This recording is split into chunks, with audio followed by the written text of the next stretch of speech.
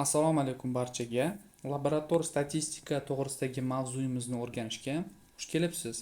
Ushbu kasallik turli xil tibbiy tadqiqotlar natijalarini tushunishga va turli xil tadqiqotlarni o'tkazayotganda xulosa yozish uchun kerak bo'ladigan ma'lumotlarni o'z ichiga oladi. Laborator statistikani tushunish uchun laborator natijalarini qanaqangi turdaligini bilib olishimiz maqsadga muvofiq. Demak, biz har qanday bemorni turli xil kasallikka shubha qilayotgan paytimizda uni tasdiqlash uchun laborator tekshiruviga murojaat qilamiz. Mana misol uchun hepatitis B virusiga shubha qilayotgan bemor bo'lsin.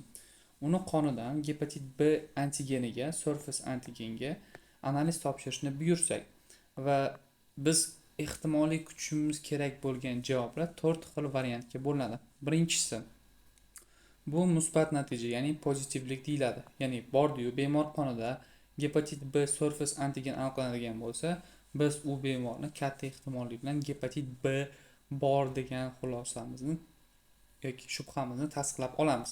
Ikkinchi holat esa negativlik deb aytiladi. Ya'ni laborator tekshiruv natijasi bemorning qonida gepatit B ning borligini ko'rsata olmadi. Ya'ni natija negativ, ya'ni inkor natija chiqdi deyiladi.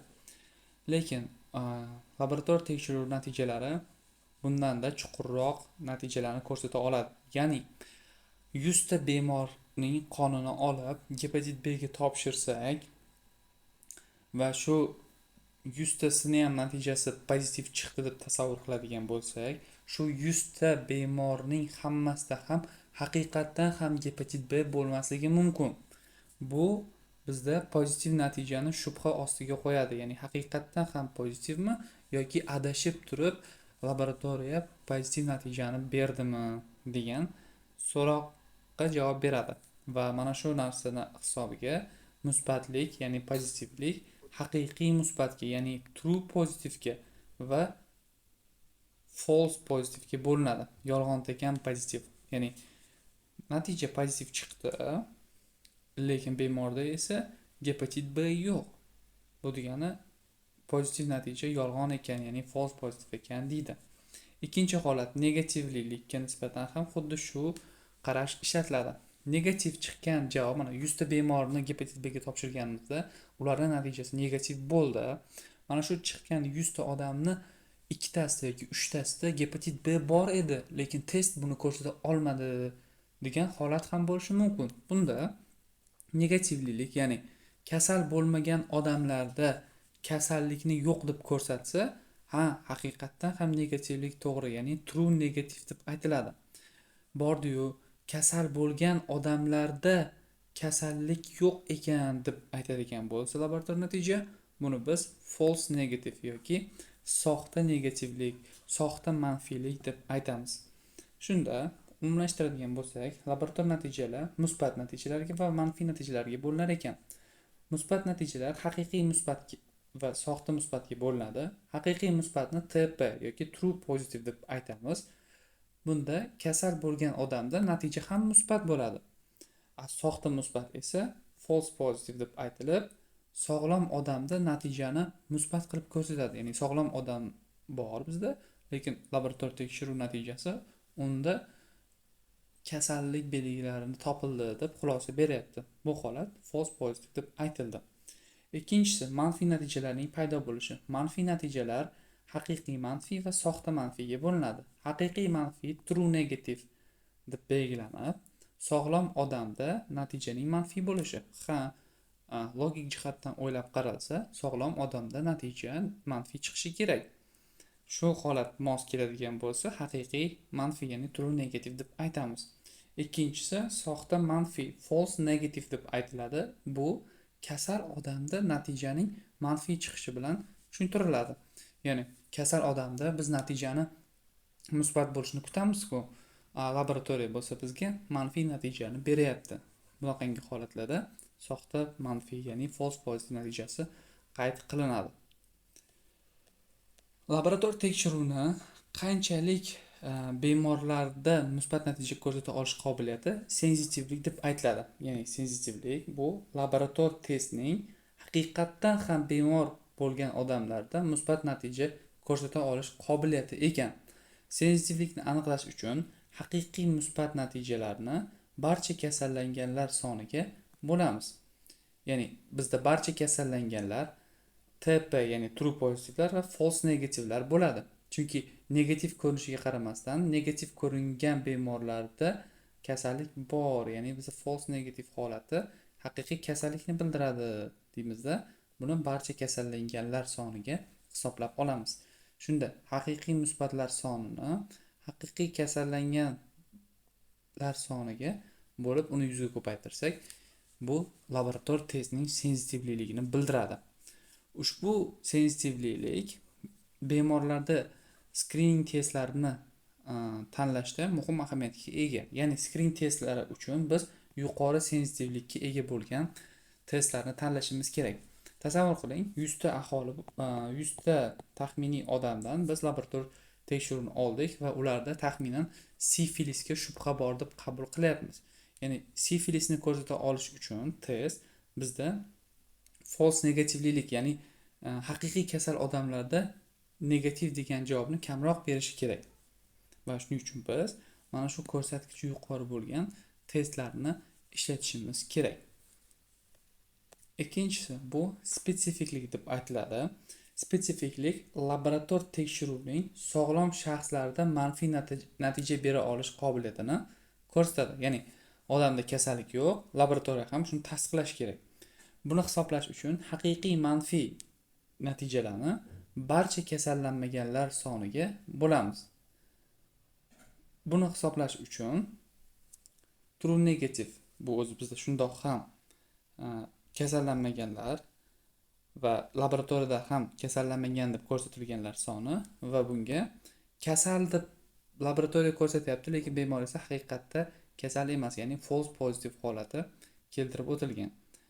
Shu ikkala sonni qo'shadigan bo'lsak, barcha sog'lom odamlar soni chiqadi. Yuqorida esa bizda laboratoriyadagina sog'lom deb ko'rsatilgan bemorlarning soni. Mana shu ikkalasini nisbatini hisoblasak, spesifiklik kelib chiqadi. Spesifikligi yuqori bo'lgan testlarni biz tasdiqlovchi test sifatida ishlatishimiz kerak. Ya'ni birinchi bosqichda screening, ya'ni ehtimoliy bemorlarda qaysidir kasallik bor yoki yo'qligini aniqlash uchun bizga yuqori sensitivlikka ega bo'lgan testlar, keyinchalik ajratib olingan odamlarning ichidan esa kasallikni haqiqatda tasdiqlash maqsadida yuqori spesifiklikka ega bo'lgan testlarni ishlatishimiz kerak bo'ladi. Keyingi ko'rsatkichlar pozitiv prognostik qiymat va negativ prognostik qiymat. Pozitiv prognostik qiymat bu musbat natijaga ega bo'lgan shaxsning haqiqatdan ham kasallikka chalinganlik ehtimolini o'lchash qobiliyati. Ya'ni bitta bemorda biz musbat natijani topgan bo'lsak, mana shu musbat natijalarning ichidan ishonarlilik darajasi qancha degan savolga mana shu pozitiv prognostik qiymat javob beradi. Yoki ikkinchi misolni oladigan bo'lsak, ya'ni bizda 100 ta bemor bor. 100 ta bemordan bir 90 tasi pozitiv natijani oldi. Endi 100 ta 90 ta pozitivning ichidan haqiqatdan qanchasi rostdan ham pozitiv degan savolga shu pozitiv prognostik qiymat javob beradi. Buni hisoblash uchun haqiqiy musbat natijalarni barcha musbat natijalari soniga bo'lamiz va 100 ga ko'paytiramiz. Ya'ni true pozitivlarni true positive plus false positive ga qo'shilganiga bo'lish kerak. Negativ prognostik qiymat esa manfiy test natijasiga ega bo'lgan shaxsning haqiqatdan ham kasallikdan xoli ekanligini o'lchaydi. Ya'ni endi bunda 100 ta biz odamning ichidan 90 ta negativ javobni oldik va mana shu 90 ta negativning ichidan qanchasi rostdan ham negativ. Mana masalan 80 tasi negativ bo'lsa, bunda 80 ni 90 ga bo'lishimiz kerak bo'ladi. Chunki qolgan 10 tasi bizda yolg'onda negativ bo'ladi. Formula ko'rinishida ko'rsatadigan bo'lsak, haqiqiy manfiy natijalarni barcha manfiy natijalarga nisbati va uni 100 ga ko'paytirilgan ko'rinishi. Spesifiklik va sensitivlikdan farqli ravishda pozitiv prognostik qiymat hamda negativ prognostik qiymat kasallikning tarqalishiga va uchrash ehtimolligiga bog'liq. Buni prevalence va incidence deyiladi. Keyingi slaydlarda ko'rib chiqamiz. Keyingi tushuncha bu fiziologik variatsiya deb aytiladi. Bu kasallik jarayoniga bog'liq bo'lmagan laborator natijalarning turli xilda bo'lishi. Ya'ni e, bir bemorni o'zida kunning turli xil qismlarida kasallik rivojlangan, rivojlanmaganligidan farqli ravishda natijalarni har xil bo'lishi.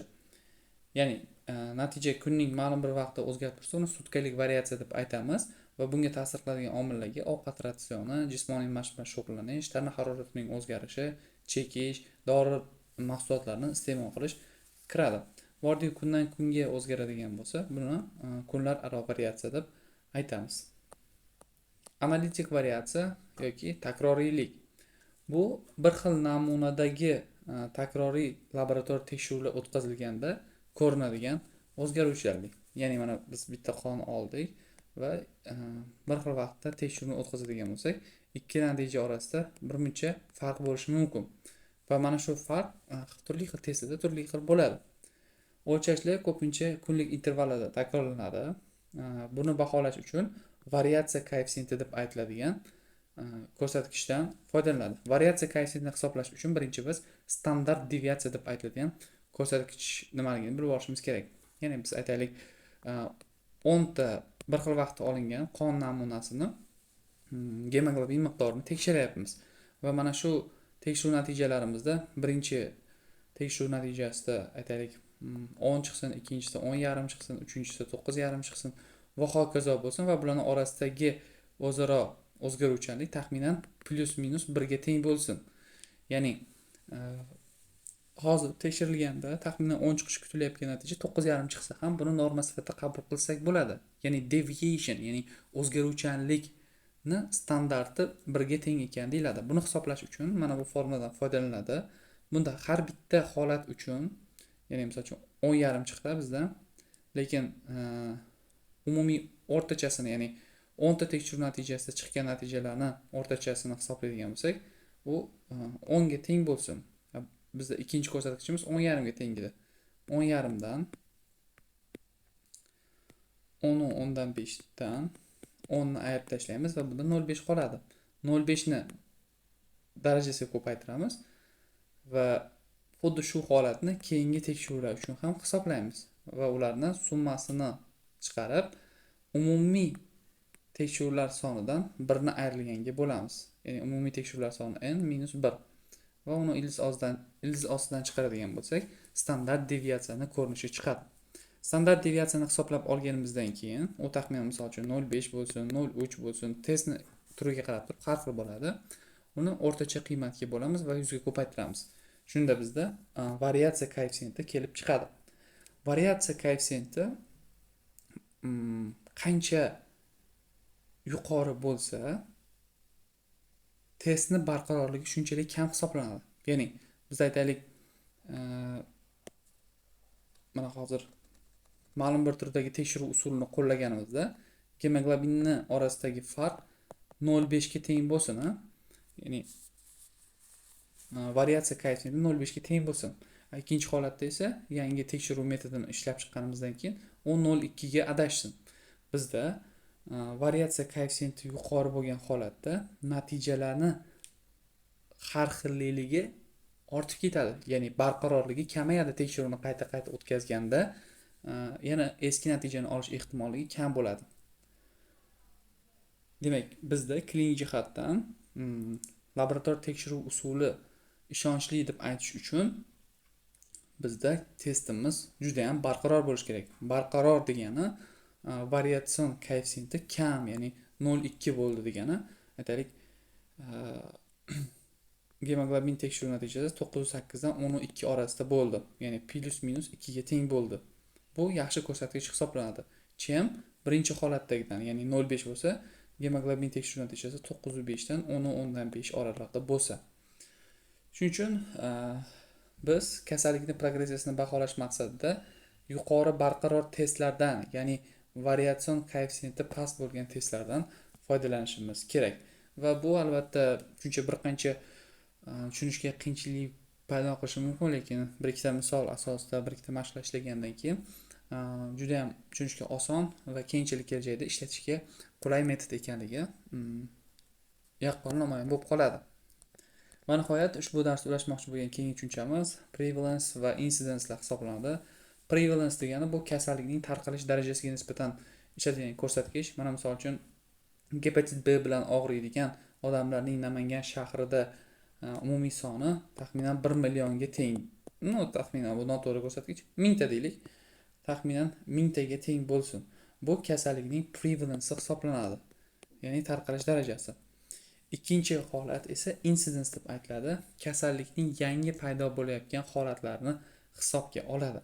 Ya'ni 1 yil davomida yoki 1 oy davomida shaharda yangi gepatit B holatlari 10 taga ko'paydi deydigan bo'lsa, bunga biz incidence deb aytamiz.